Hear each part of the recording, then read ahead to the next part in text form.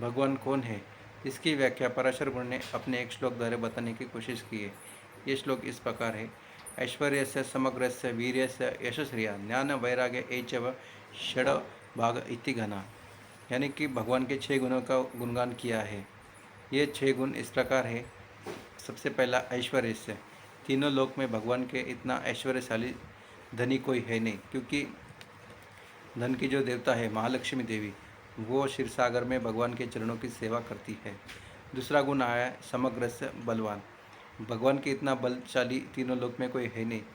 इसका एग्जाम्पल के तौर पे हम देख सकते हैं कि भगवान श्री कृष्ण ने 7 दिन तक गिरि गोवर्धन अपने दाहिने हाथ के छोटी उंगली पर धारण किया था।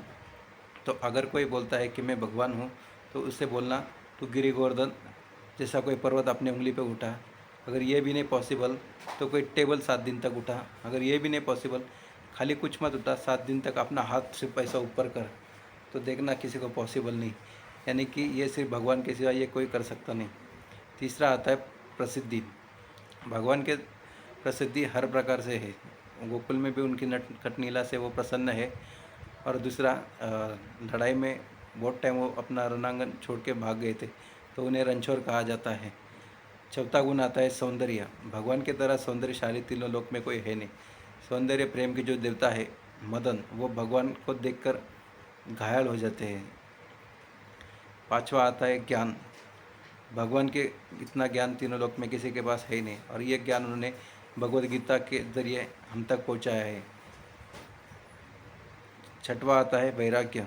भगवान के शाली वैराग्यशाली इन दुनिया में कोई मिलेगा नहीं।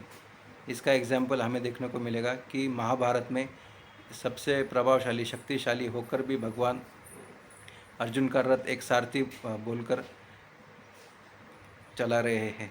तो ये गुण सिर्फ भगवान में पाए जाते हैं। ये 6 गुण भगवान में है, इसलिए भगवान को भगवान कहा गया है।